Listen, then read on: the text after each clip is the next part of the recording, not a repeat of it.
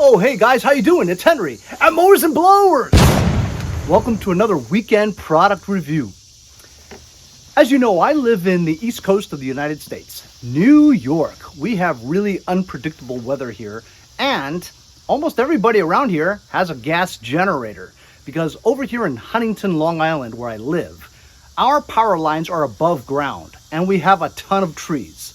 So in the winter time, when it snows or we have ice storms or hurricanes or any kind of big wind, tree branches fall and they knock down the power lines. Happens quite often. So that's why in the winter, we need a gas generator. But not just the winter, in the summer too. Starting around late August, which is soon, we have hurricane season. So hurricanes barrel along the east coast of the United States, and sometimes it hits Long Island too. We have heavy winds and big storms that also knock down trees and power lines. Also in the summer, when it's super hot, everybody turns on their air conditioning and really tests the electrical grid. And sometimes we have power outages too. And that's why we need gas generators here all the time. Today I'm going to be reviewing the Powersmart PS5025 as well as the bigger PS5045. Now this thing is a 2500 watt inverter generator, rated 1900 watts. It's a 79cc engine, overhead valve, 4-stroke, which means you don't need to mix the gas. It's a separate oil and fuel. Over here we have the bigger PS5045. This is rated at 4500 watts. Now this thing could probably power a lot of great appliances in your home, but not so much amperage draw. While the PS5045 can probably power up your refrigerator with no problems. Let's pretend that we're using this for the winter and we're using this for the summer. So let's power up the PS5025 and see how it runs. So this is one of those small, quiet ones. At least a lot more quieter than normal, you know what I mean? Cool. So here it is. Powersmart. 2200 watt inverter. Over here, we can put the Earl.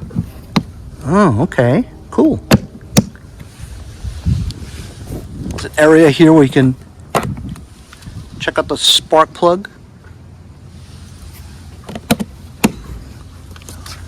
Vent, on and off. And over here, look at the panel. So you've got a light here, LED over oil indicator. You got your DC 12 volts, so you can plug in your cigarette lighter stuff in there. You got an echo mode here, on and off. Here's the choke. Here's another on and off over here. Parallel connect. This is a ground thing here. Circuit breaker button, reset. And you have two AC 120 power inputs along with 2.1 amp and 1 amp DC 5 volt USB ports. Vent. On this side is the pull handle. I'm pretty excited to use this. I'm gonna read over the instructions a little bit just to make sure that this has oil in it. Then we'll put some gas in here and give it a full run. This doesn't come with any oil. They didn't give you any oil and it's not filled. The instructions say, warning, do not start it without oil. It recommends 10W30 motor oil. I have some here from Lucas Oil Products. It's racing oil. It's conventional though. This is 1 quart. And it requires 16.9 ounces, which is about 0.52 quarts, so about half. In the package, it comes with a spark plug removal tool and a long funnel. We're going to open this up. We're going to turn this counterclockwise to open up the oil reservoir and check the dipstick. Cleaners, You know what you are? You're a dipstick, a 14-karat dipstick. There might be a little coating of oil on here, but they say there's no oil in here. So I'm gonna put in half of this bottle. Next we gotta do is we gotta put some gas in it. And here's the gas cap. The gas cap has an on and off vent. So you put it to on when you're ready to go. And that opens up the vent, the vapor lock, so that the gas won't continue to run. So you always have to have the vent on, okay? So we'll do that. Yeah, we're gonna put some gas in here. Gas is now $3.79 here in Long Island, New York. Tap back on, and we're gonna run it for the first time. So I'm gonna put it on. So it's on. All right, guys, we're gonna start this for the first time. The vent is on, and over here, you have a knob that goes to on. You pull it on choke. We'll give it a couple of pulls.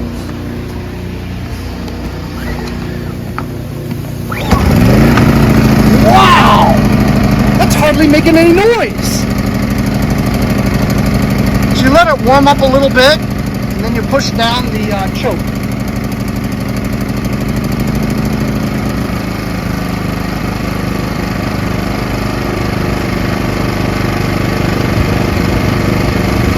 Choke is all the way down. It's in full run. You can hardly hear it.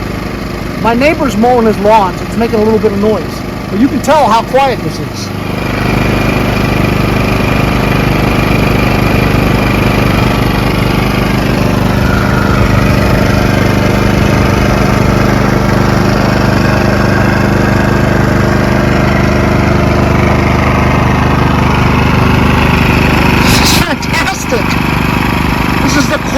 Machine I've ever had.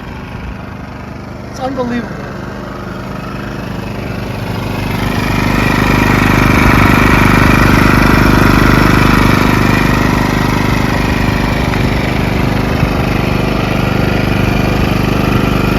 Isn't that amazing how quiet that is?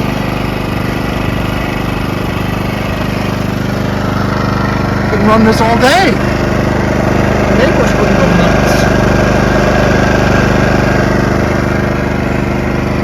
Something in here, huh? So I've got a power drill. This actually pulls quite a bit of electricity.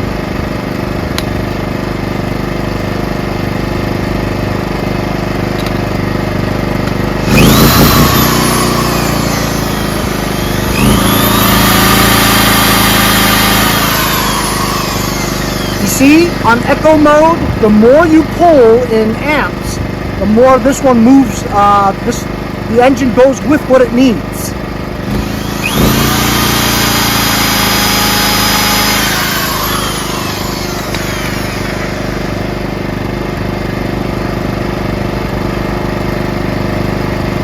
Let's try this grinder.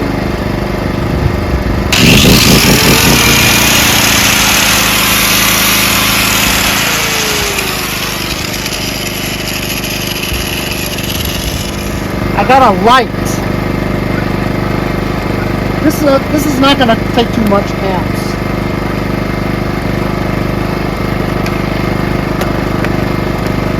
You guys see that? It hardly moved the engine. So you can power this light forever if you want. So how about that, huh? Is that amazing? Always wanted these super quiet generators. Enough power that you need from the Powersmart inverter generator.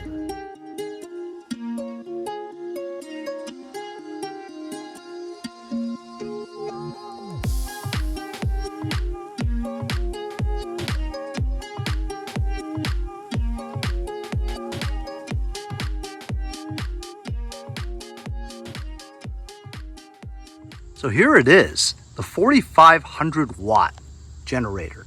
As you can see, it has wheels because it's a more significant weight and size. Has a telescoping handle here, so you can easily just lift it up and roll it away. Very cool. On the main panel, as you can see, we have the Powersmart logo, and we have two sets of two, totaling 4 AC 120 volts with circuit breakers. Here you have a multifunction display which shows you in digital form the voltage. This is echo mode. You can choose between slower speeds like a turtle or faster speeds of a rabbit. Here we have 2.1 and 1 amp USB ports to charge your electronics, laptop computers, electronic devices, cell phones, which is very useful in a blackout. And also we have a DC 12 volt cigarette lighter plug for those kind of devices, with the associated circuit breakers also for those. Here we have this type of plug, usually for 220, but this says AC 120. Over here we have parallel connections for if you wanted to add another inverter. This is a ground attachment. Over here we have your gas cap. Takes regular unleaded fuel, and it says here maximum 10% ethanol. Over here we have a panel for spark plug access. On the other side, we have a panel here where you add your oil. Here is the pull start handle, recoil starter, and this is really cool. So you have the stop icon, so this is to stop it. This is fuel shut off. This is engine running, and this is the choke to start it for the very first time in a long time. What's great about this is once you choke it and you start it, it's running, and then when you finish using it and you don't think you're going to be using this for a while, you'll put it over to fuel stop, where it'll continue running until it depletes the fuel out of your carburetor, and then it'll stop on its own. Then you turn it to stop. So this way you can store this for the long haul without having to worry about the ethanol breakdown clogging up your carburetor jets. So it's like a fuel shutoff. That's awesome. And on the back side is your muffler exhaust with signs warning surface hot. You bet it's going to be hot. So let's fill this up with some oil. We're going to take this panel off, and we're going to put 20.3 ounces of 10W30, which is the recommended oil. So as you saw on the other one, I put in some 10W30 standard motor oil from Lucas. I've got this synthetic stuff, 10W30. I'm going to put that in, 20.3 ounces. We're going to loosen this panel with just a flathead screwdriver going counterclockwise.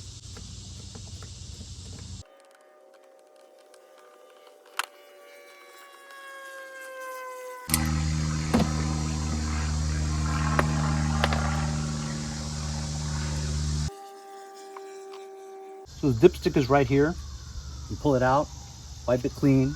It comes from the factory, just slightly lubricated, but not filled with any oil.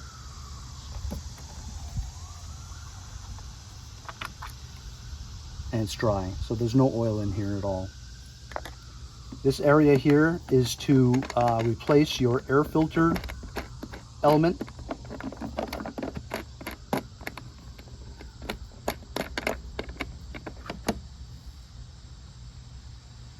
A foam air filter element. As you can see here, it tells you that this has a little over 24 ounces. Since this takes 20, we're going to put in about 2/3 of this bottle.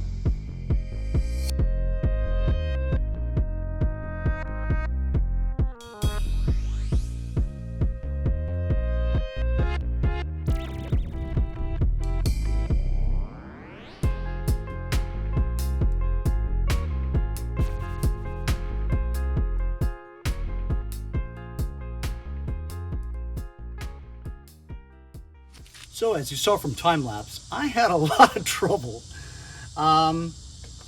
There's still 8 or 9 ounces left in this thing, and apparently I only put in like 16 ounces and it started to be full, and it dripped out and made a mess.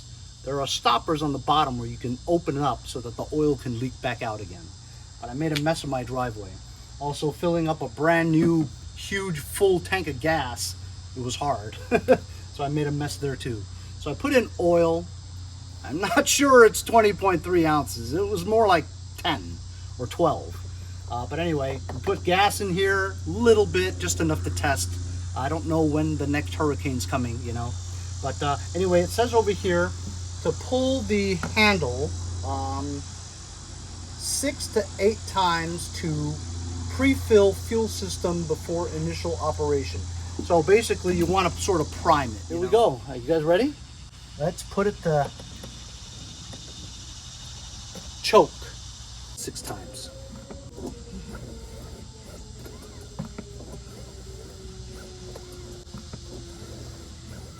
All right, you guys ready?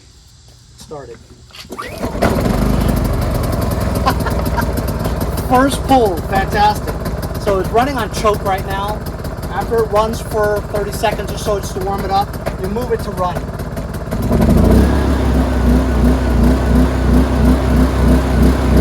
There you go. See how quiet that is? Amazing how quiet that is. I don't even have to scream. You guys can hear me. It's a generator going on. Pretty amazing. Runs great. So this is my portable air conditioning cooler unit. It doesn't have a compressor in it, but it takes up quite a bit of amps because it's a big fan. Let's plug this in.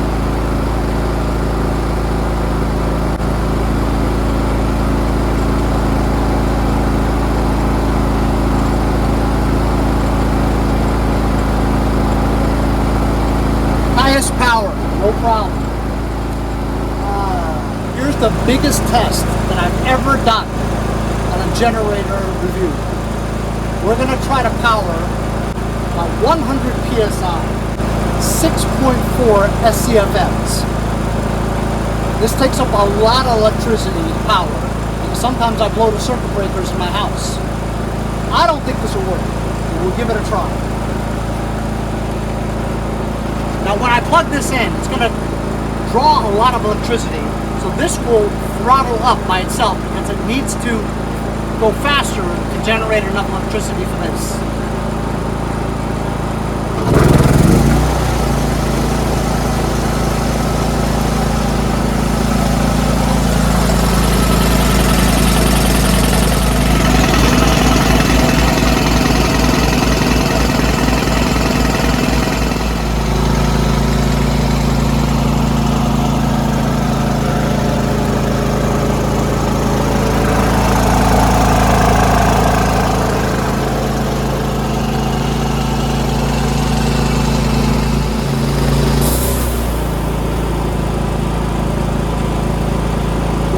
PSI, no problem. As you saw, when it needed the power, it throttled up a little. And when it stopped, it went back to normal idle. So now we've already tested it with the biggest test I've ever done.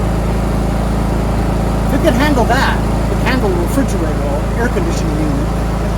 Really strong generator. So now I'm going to stop it now. And what we're going to do is we're going to store it for the winter. We're going to put this on that. Fuel shut off. So now it's cutting off the fuel and it's burning up all the gas that's in the carburetor. Then once this stops by itself, all the fuel has been used up and depleted from the carburetor. And then you can just turn it off. And then next year, there's not going to be any ethanol buildup in the carburetor jets. And you'll be able to start this up and work forward just like we did before. We'll let this run, burn off all the gas in the carburetor, and then we're good to go for storage. It's been running for about 5 minutes on the gas that's in the carburetor. It's about to die now.